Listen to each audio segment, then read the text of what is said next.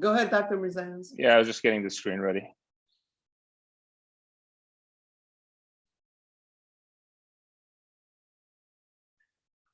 Hello, everyone. Thanks for joining me on this quick, hopefully, presentation on robotics. My name is Dr. Ara Mirzaians. First and foremost, I want to thank the Society for inviting me to do this. This is a topic that I'm really passionate about ever since joining this group practice that I've been in. I'll give you a little bit more background on that. But I think it's a fascinating topic. It's the future of implant dentistry. It's the future of dentistry, I think, in general, as far as the application of technology goes. So let's jump into it and let's talk about utilization of robotics and dental implants. So a little bit about myself. I graduated from Midwestern University in 2010 from dental school out there in the Glendale, Arizona campus. Sorry, 2014. I did a one-year residency internship at LA County USC for oral and maxillofacial surgery, followed by a four-year residency at LA County USC Medical Center and Keck, along with Children's for my oral and maxillofacial surgery training. After I graduated, I kind of bounced around a little bit, did some itinerant work, did some group practice, but I've been in group practice since 2020 through various places, but I finally found kind of my last place over with the group at Advanced Dental Implants and Oral and Maxillofacial Surgery. We have 3 offices located in Westlake, Simi Valley, Glendale. Part of this wonderful team that you see up here with Dr. Sarkisian, Dr. Lytle, our boss and our head honcho, Dr. Nikchevich, Dr. Mike Newton, and myself. In about 2 years, we'll have 2 more guys joining us. So we'll be a full staff and we have a total of 3 offices, hopefully a couple more in the pipeline to expand. I became a diplomat of the board last year. It's a true honor and privilege to be amongst some of the best. And between the 2 offices and now a 3rd one since we acquired in this year, our practice has been in the community for a total of 47 years, mainly in the Westlake and Simi Valley location. I function through all 3 offices 5 days a week. If anyone needs to reach me by any point regarding anything, please feel free. My email is there. You can also reach out to Hasmi for my contact information, and our website is available for you guys if you need to review anything there. So what I wanted to talk about was robotic surgery. This isn't something new by any means within the field of medicine. Robotics has been around for a long time. I think most people would be most familiar with the Da Vinci system and its applications mainly in urology. It's applicable in many different fields, as you can see, ENT, abdominal, urology, all of them. And there's many different other systems that's also available to us, but there's nothing in the field of dentistry. And I don't think many people have even thought about how robotics can play a role in dentistry. At the end of the day, dentistry is considered surgery. We're cutting into the human body, we're performing something, and it's always subject to human error. And that's what robotic surgery tries to minimize. Aside from that, it tries to minimize the invasiveness of the surgery as it's done so in all these other fields. So it's nothing new to medicine, but it is new to dentistry. We're going to talk about the Yomi system. That's the name of the robot itself. It's part of a bigger umbrella company called Neosis. And it's the first and only FDA cleared robotics system in dentistry right now. So to review just implant surgery as a whole, we have at our disposal right now 4 different systems of performing this surgery. Of course, the most conventional way is free-handed. That's what majority of us do every single day. We have static guides. That's the ones where you place the impression material, send it out to a lab, use a third party to program and place your implants, depth, height, all this stuff. And then they send you a guide in the mail. You go to surgery with that. And then we have our dynamic guided system. The dynamic guided system is your XNAV system. It's one where you can perform the surgery by having a CT scan and CT guided technology help you place that implant, but it's nothing more than that. It kind of guides you, but it's still in the drill bit is still in your hand. You're still dependent on the human hand and human error if anything should occur. And then finally, now we have robotic guided surgery. With robotic guided surgery, you eliminate a lot of these things. And we're going to talk about it in great detail as far as how this is beneficial. and with some of its pitfalls, because no system is perfect. So this is the Yomi system. This is what the robot itself looks like. You could see a dental chair there, just for kind of reference as how big this machine is. It's not massive, but it also doesn't fit in a very small operatory. So you need to have the space, and that's one of the things we'll talk about in this in the rest of this lecture.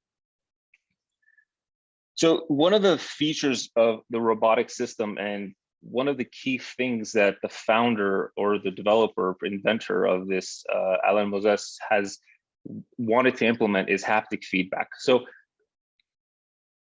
when you place an implant free-handed, everyone knows that you have a certain feel to things. When you place it, you know the bone is hard, you know the bone is soft. You can feel when you contact things, and that's something that's learned through repetition and training. So they wanted to actually give you that, and not just have this robot place this thing and you have absolutely no feedback. So they wanted us to be able to perform the surgery exactly as it's planned, and to have the feedback that we would normally have, and not to lose that in the surgery. And I think that's very important, and it's beneficial for the surgeon. So why Yomi? People use the XNAV system and say, well, we have that, why do you need a robotic system to do so? Well, with the Yomi system, you can do the dynamic system, meaning you can totally have the robot arm be free and not guide you at all, do everything off of the monitors. Or you can have the haptic feedback, where the implant drill is connected to the robot and it actually guides you to be where you want to be. What's interesting about this system is that you cannot deviate from the plan. Once the plan has been developed, and once you've positioned the implant, you're locked into that. Now, you could change that anytime throughout the placement of the implant. However, it won't allow you to deviate. If you make a mistake and try to push too hard, it won't allow you to go. That's the benefit of having the haptic feedback. In a dynamic mode, if you've used the XNAV system, that drill's in your hand. You can go straight through any part of the body if you want at any angle. It won't stop you. But the robot has the ability to stop you from doing that. So a little bit about Meiosis as a company. They're a robotic company based out of Miami, founded by Ara Mirzaians. He has a partner, and they're both engineers. Just a little bit of history. Mirzaians is a son of an endodontist. He kind of started working with his father in developing some of this dental technology, and the machine is named Yomi after his dentist. Growing up, they became very good friends, and upon the invention of the product, he chose to name the unit after her. There are some big names behind this. We won't go into that, but in 2016, from a clinical study, Yomi became the first FDA cleared robot, which we already talked about for dental implant. Currently on the market, it's the only one that's available, and it's advancing. Will there be others? I'm sure there will be. It's a very high. There's a very high barrier to entry in this thing, and you'll see why. The technology behind this is pretty advanced. So this is the robot. This is what we're looking at. We'll start in the top left and kind of move clockwise around. So you have your laptop. This is the laptop that essentially runs the machine software.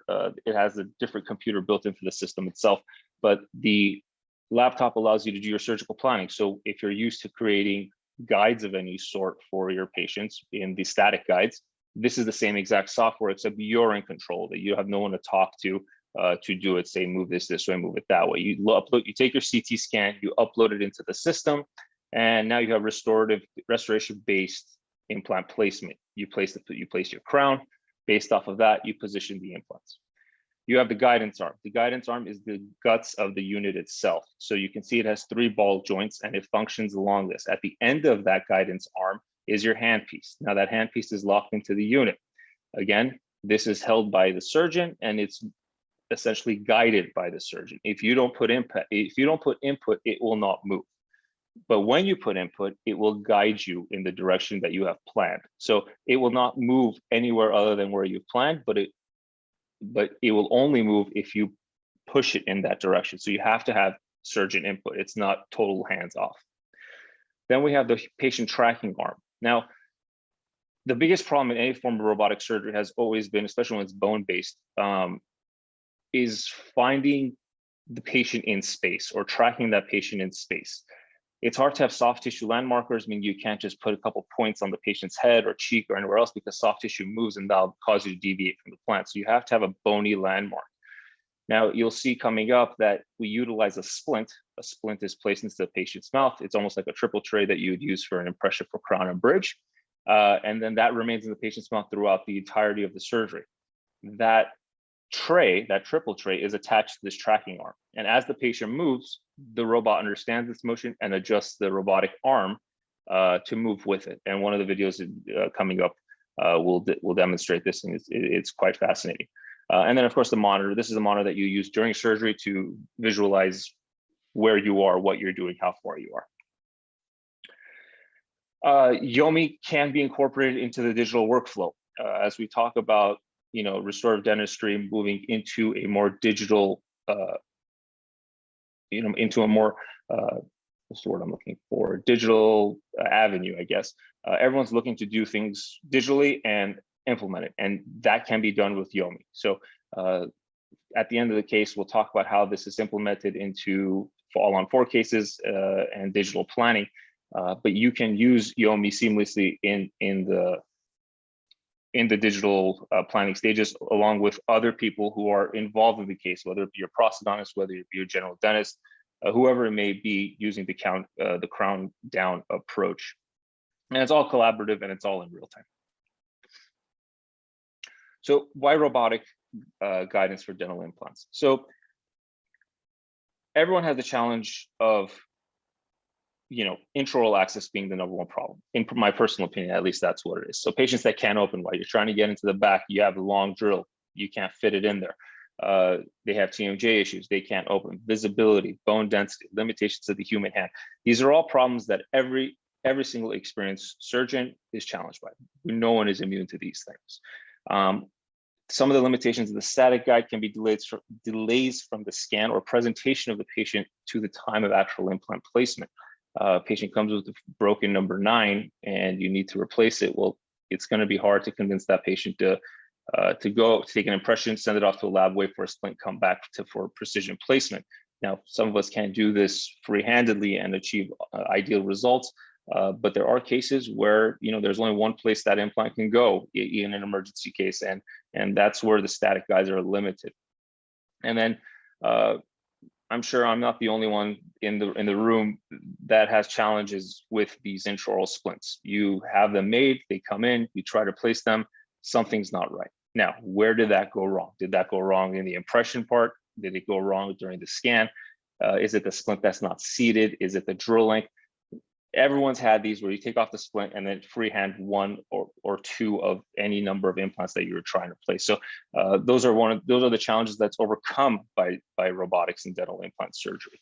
So robotics really, again, fits in very well to the digital workflow. And one thing it offers that no one else can is flexibility within the surgical plan.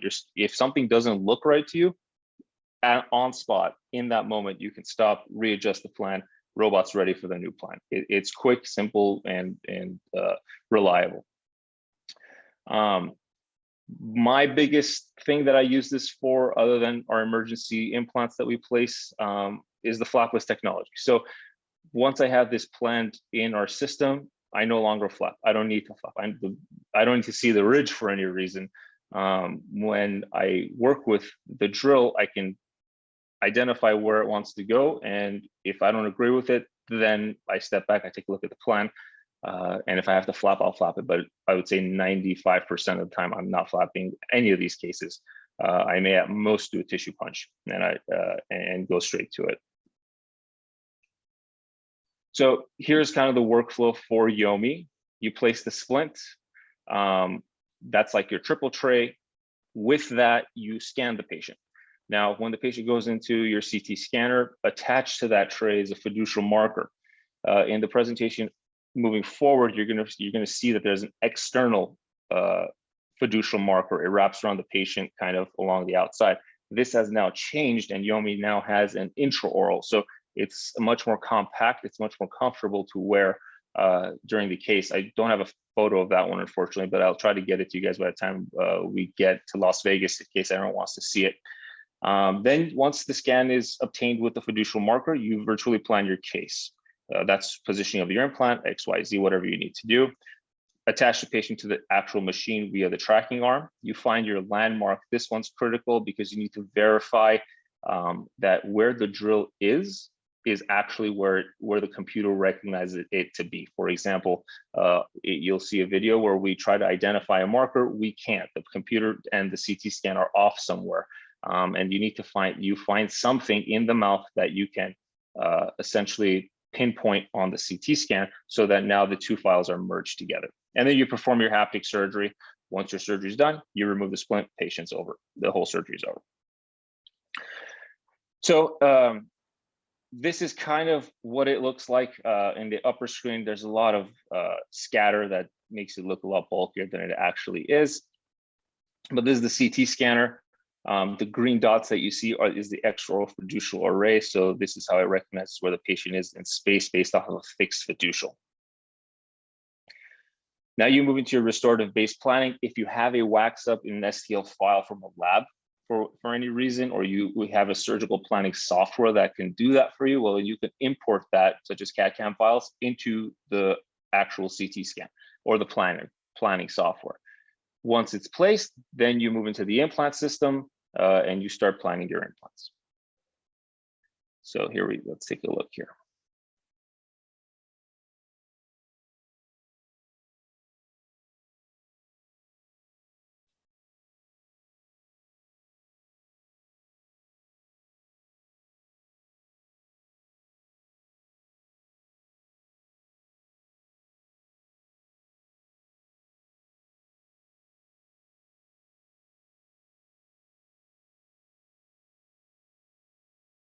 No one works this fast. It's all sped up so that we don't waste time, but this is kind of what we're looking at here.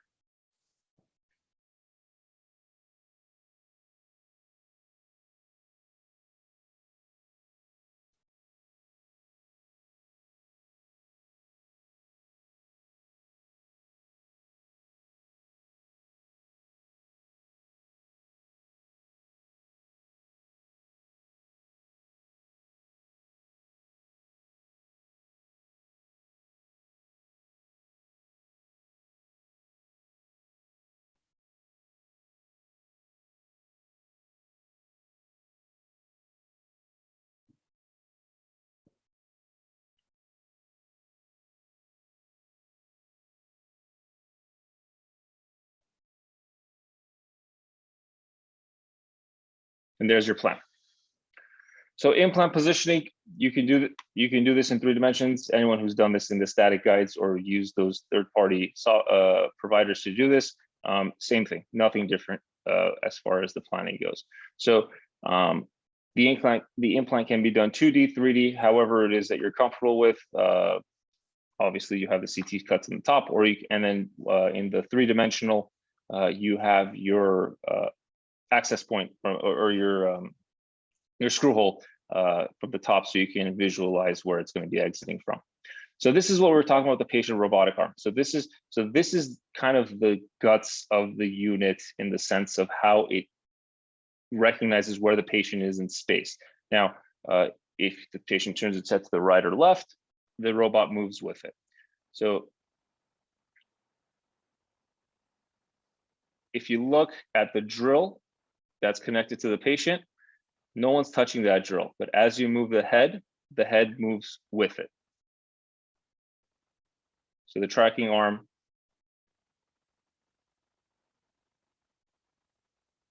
So your tracking arm is connected to the patient. The drill is actually in the patient's mouth, but you can tell that this operator's hands are on the sides of the patient's head, rotating that head. And as he rotates that head, the implant moves with it. The drill moves with it. So you'll never have a situation where the patient moves its head and the drill doesn't. And that can cause injury, of course. So if you were to be in the patient's mouth and needed to change the plan for whatever reason, it all follows. There's no reset of any sort. You just continue where you took off from and where you stopped at.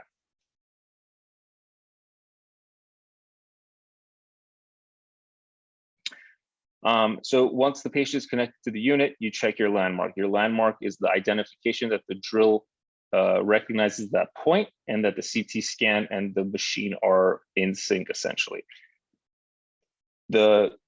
Normally we pick the incisal edge of either 8 or 9 to get to it. If for whatever reason something is off, meaning you place the drill at the incisal edge, but it's showing it way back somewhere in the molar region, well, then you can do this intraoperatively. You place the drill at the tip of number 8, and then you go back to the unit and say, that's the point, as opposed to first picking the point and then going to it with the drill. So the biggest thing with this one, as we said, is haptic feedback. With the guided systems or the dynamic systems, you can still drill, but you can't drill without some of the human error still in it. But the robotics locks you into your position and provides you the haptic feedback. So if you're going to go into soft bone, you feel a soft bone. If you're hitting something hard, you feel hitting something hard. If you're drilling and drilling and drilling and you think you're about to go through the lingual plate, because that's what it feels like, well, then it feels hard. You look on your monitor and you can tell exactly where your drill point is in space.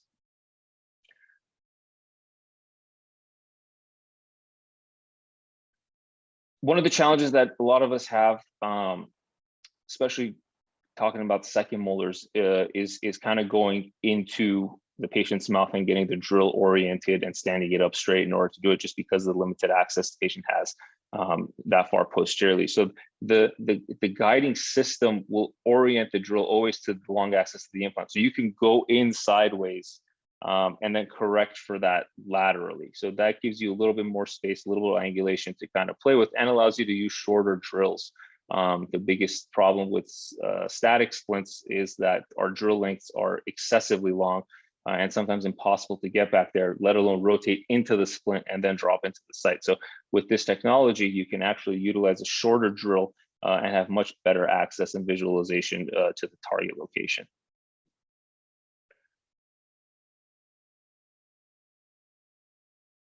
Let's see here. So as you move into the site, into the patient's mouth, on the right side, if your drill is off, it'll first give you your angulation adjustment, meaning how far you are off the center axis of the implant. Once your angulation has been corrected, then it moves into the positioning. So whether you need to go lingual, buccal, mesial, distal, it will not go in any other direction other than that at that point, unless you switch the robotic system to what's called free mode, where it allows you to very freely move the implant drill anywhere you want it to be. But once you're in this guided mode, the drill system is locked and you can only move in the direction it wants you to move it. So your depth is controlled by your plan, as with static guides, where you have different key systems to lock you in so you don't get into the nerve, the sinus, or the floor of the nose, XYZ. The depth is controlled by the plan. If for whatever reason you're drilling and you want to go a little deeper, well, it won't let you. You can push as hard as you want. You'll break the arm before you actually go deeper into the patient's mouth. So if you want to, all you have to do is you can go into the system itself and adjust the depth of the implant and then resume surgery. Now it allows you to go deeper. You can rotate all the way around the implant, move it. You have total control over the entire handpiece as long as you are still within the confines of what you have planned, and it'll stop at the depth. So some key points for this software: the planning is very intuitive. If you've done anything with surgical planning, this thing is like second nature to you. And although this is robotic and you're locked into the plan, you always have total control of that handpiece. That handpiece will not move without your own input. So it needs something from you in order to do something. It will never operate on its own. It will never guide itself on its own. It's highly accurate to the sub-millimeter. The tolerance for error is under 0.1 millimeters as far as the unit goes. It allows for same-day surgery. So you are no longer hindered by timelines. So if a patient comes in, difficult case, you can do it right away. No longer need a surgical guide. Some of this got cut off. I'm not quite sure why, but future advances of this will be, we'll talk about in the end, but it will be making the tracking less bulky, and it will make the cost of the entire thing drop. So that's kind of where we're going with this. So the indications for use, you need to at least see the visual field. You need to at least be able to know where you're going so that you can actually place the surgical drill somewhat in the area to get it into place. You can feel the vibrations. Like I said, the haptic feedback is there. If for whatever reason you need to change implant styles, implant systems, implant brand, doesn't matter. If you want to go from a Straumann to a Nobel, from a Nobel to BioHorizon, if you want to go from BLX to from BL to BLX, you have free control, total control at any point in this entire surgery. If you're planning on placing, let's say we place a lot of Straumanns, we're placing a BL implant, all of a sudden we don't have the stability that we want, well, then we just change the system right away to BLX. If you're doing this with a static guide, it'd be impossible. You cannot switch back and forth in the same system because of the planning that's gone into it. But with the robotic system, you can. So these are the systems that we use. Our two big ones are Straumann and Nobel. If you were to just take those two, which is the upper left, they have many different implants within the systems themselves. These are some of the lower ones are the Astras and the BioHorizons, and that's our surgical suite for the Yomi system on the right side. But the point is that even with two systems, within these two systems, you have 4 different levels of implants or types of implants, categories. And then within that, you have a bunch of different types of implants. And for each one of these, if you were to buy a surgical, if you're planning on placing these guided for any reason, and you need to buy their guided kits, well, then look at how many sets of drills that you would need. You need at least 9 sets of drills in order to make it happen for just 2 systems. But if you could bypass the static guides, well, then you can use your standard kits for anything, and you don't need anything beyond that. Again, change drill lengths intraoperatively for whatever reason. If it doesn't fit, you can start with a shorter drill, at least get your mark down, and then proceed however else you need to. If it's a tight space, if you just want to have a punch location to at least give you a position of where you want to be, you can do it with that. So it's totally in your control. This is a big one, the emergency extraction implant temporization. We've all been there, crack number 9s, 8s, 7s, 10s, everything in the front, in the aesthetic zone. This really helps in some of those cases that have very limited bone, that you really only have one place to place that dental implant, because you can plan for it and you don't have to make the patient wait. So this is kind of what we're talking about, the extraction and emergency implant. Patient comes in, number 8, fractured, discolored, painful. You can take this tooth out, place the dental implant, temporize it all in the same time without having to rely on surgical guides, by knowing you have good bone, by knowing you have stability, and have a successful surgery with a very happy patient. This is another one. Patient came in after an injury, broken down 3 teeth, taken out, 3 implants placed. Patient goes home same day with implants. No longer have to wait for any type of healing to occur before you do that. So Yomi strengths immediately available, don't have to wait. Precision placement, again, we talked about sub-millimeter placement up to the levels of 0.1 millimeters. No longer need a splint fabrication, wide range of treatments. This goes kind of beyond the individual implant. We're now doing full arch treatments with this, and we'll see kind of how we're doing that. It's minimally invasive, as robotics has proven to be in medicine. You don't need to create flaps. If your surgery calls for it, then you must. But for your single or 2 or 3 individual implants, no longer need to create any massive flaps in order to visualize the area. It is a revenue stream. It is cutting edge. It does add to your practice's strengths as far as being an advanced technological office.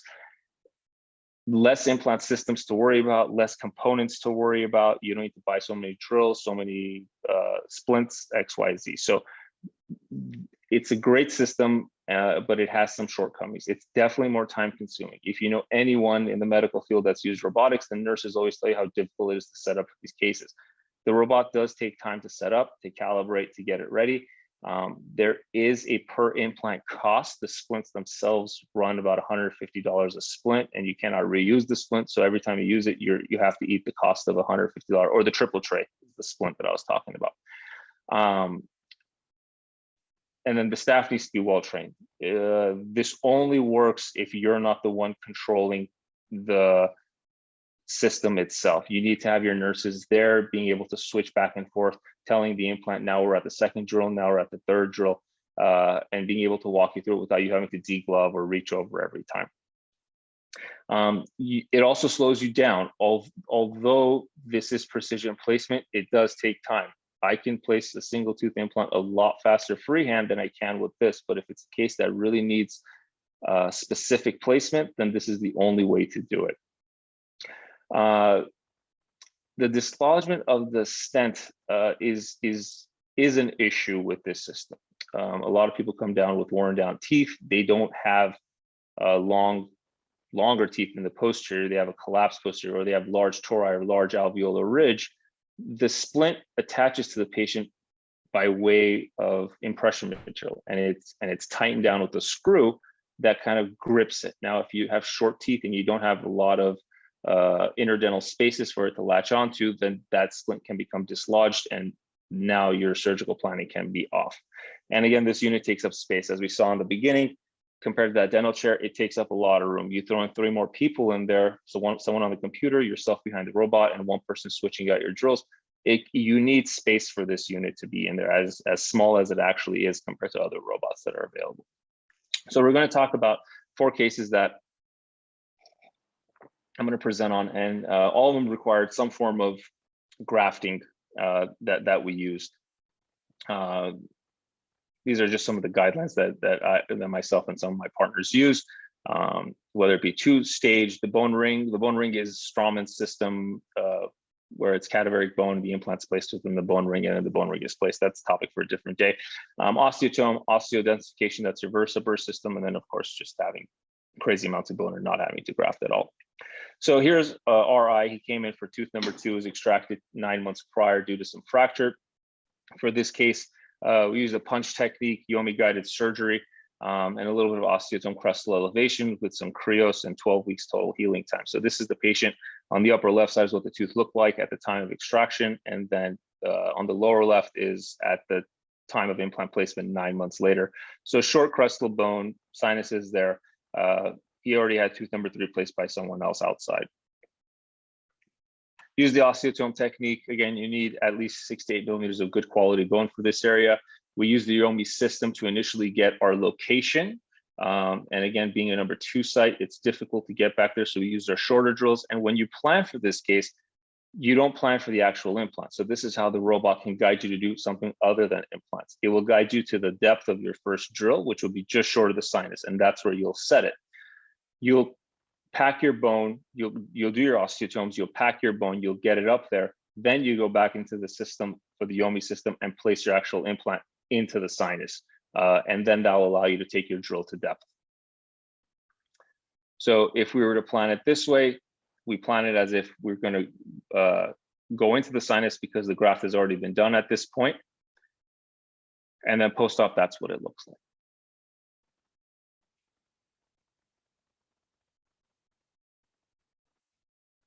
So RR, tooth number 14, again, extracted due to fracture, 7 months healing afterwards due to patient delay. Excuse me. Punch technique was used again. You don't need to create flaps for this system. You go straight in with your first drill. Yomi guided places, and we used osteodensification burrs, the VersaBurst, in order to compact some bone. And then we have 12 weeks healing afterwards. So this is the VersaBurst system that we're using in our office. So missing number 14, short crestal ridge height, sinuses look clear. So for this case, you actually plan for the implant depth because you're taking your densification burst to depth, you're actually planning it, but you're planning it in stages. So you take your first, you position your implant initially just to the floor of the sinus for your first drill. The robot will stop you there. It won't allow you to go further. Once you switch out your drills, then you increase the depth, meaning you place your implant further into the sinus, and now it allows you to actually compact your bone, go in and out as you need to create that densification.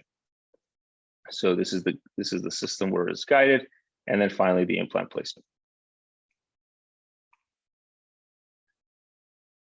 So tooth number 14, CN, patient CN, again, extracted due to periodontal involvement, lateral sinus lift using various techniques, and then finally Yomi placement, and then sent for restoration.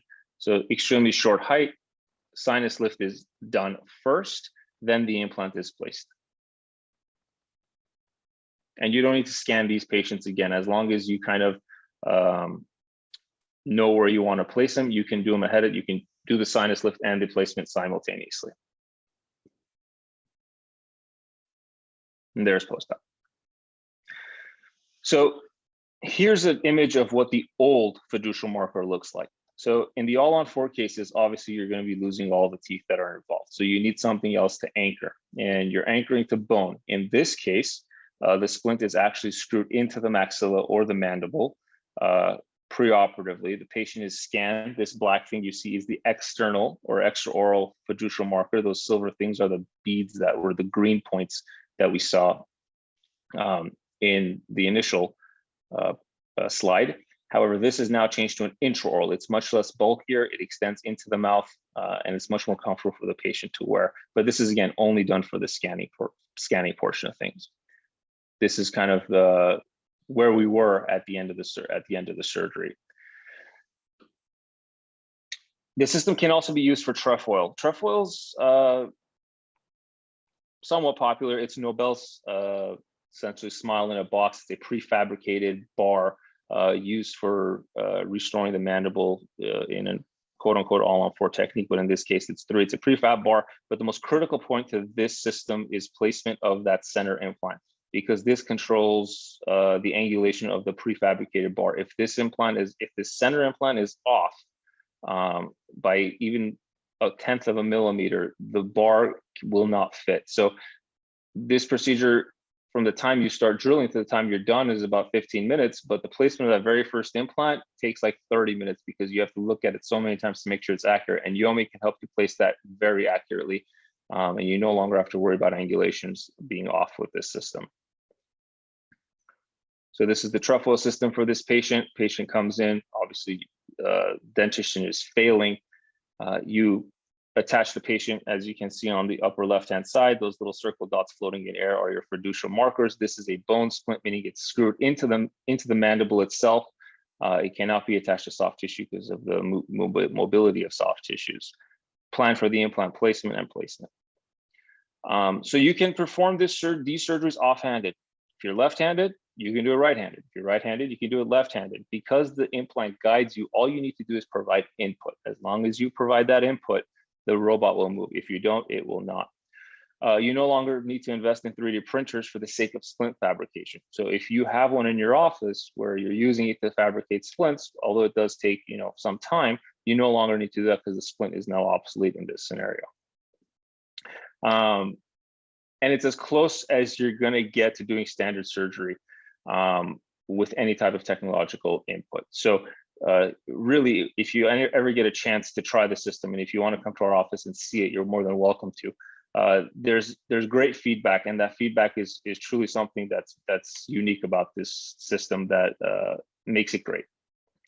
So here's one in real time of our partner doing it. One of the challenges is there's not enough space to record anything. So every time I ask my nurses to do it, they don't quite get the pictures that I want. But here's one with my partner doing placement of teeth 7 and 10. Patient came in with a failing bridge that was 7, 8, 9, and 10. Teeth that were in place were 7, 8, and 10. We removed the bridge, and we were planning for robotic placement of the implant. So here's what you initially start to do. The patient is scanned. Excuse me. The patient is scanned, and the beads right there are now the intraoral beads. These are your fiducial markers that help locate the patient in space. You adjust the occlusal plane. Once the occlusal plane is adjusted, you create your spline contours. This is essentially what we do for our CT scanners. You pick your landmark. Now, one thing that's critical here is we wanted a landmark on number 11, but every time we would place it there, the landmark would be off.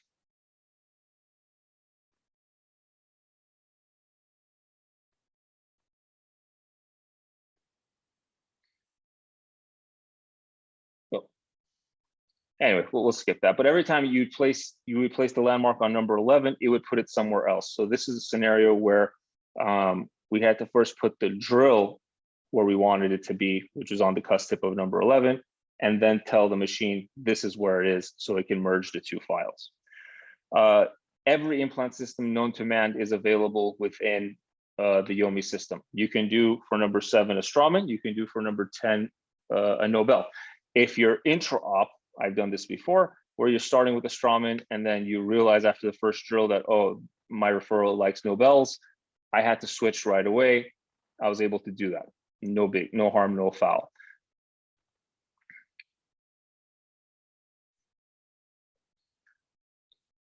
So here's surgical planning. The implants are placed arbitrarily initially, and then you can select individually the implants and where you want to place them.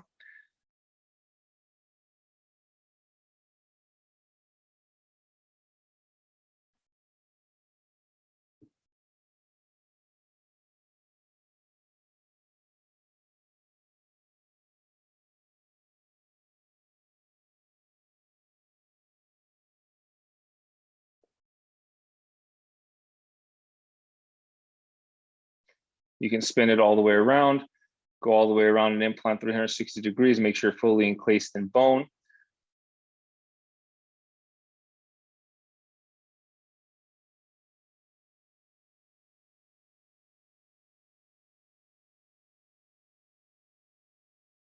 The implant at number 10.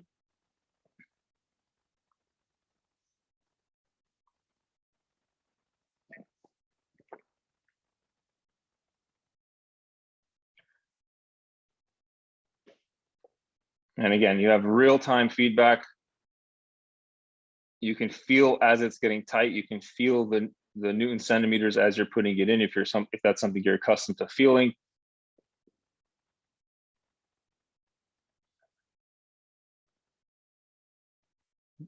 Now you know you're at depth, and you move the unit out.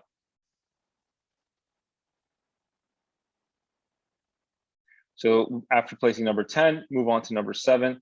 This is good angulation showing the drilling again.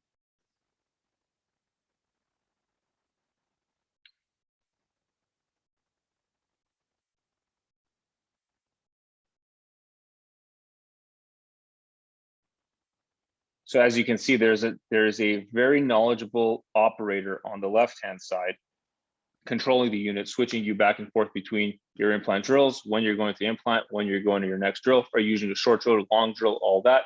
You have an assistant to your right-hand side, and then of course yourself doing the surgery.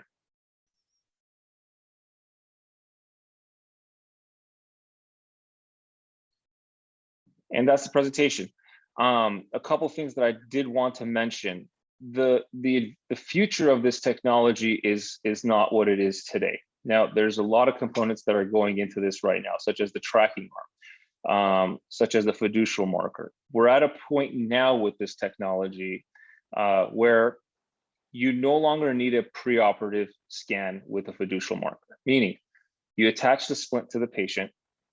You have a preoperative scan from before you even started the case. You move the patient over to the surgical suite, you connect it to the tracking arm, and now you have what's called Yomi Go, where you essentially hover the implant to where you think you want it to be, and you say, this is where I want it, and it drops the implant in that location, and that's how you control depth. You no longer need to take another scan with a fiducial marker. Where this is going is eventually being able to fully eliminate any scan of any kind, meaning with a tracking of any sort. So what we want to do is have a trackless system with a preoperative scan, meaning you have you go into the patient's mouth, you tap on 3 points, it tripods the scan to the, it recognizes, it recognizes the 3 points in space relative to the CT scan. Those units are merged, and then your implant's done haptically. This technology is pretty new, but it's moving pretty quickly. And eventually we'll get to where the Da Vinci systems are, where you're not really hands-on, but you're placing these things at a distance, doing robotic technology, and this can be utilized worldwide. So thank you for your time. And if there's any questions, I'd be happy to answer them via email. If anyone ever wants to stop by the office and see this technology, our doors are always open to you. And I look forward to seeing you in Vegas.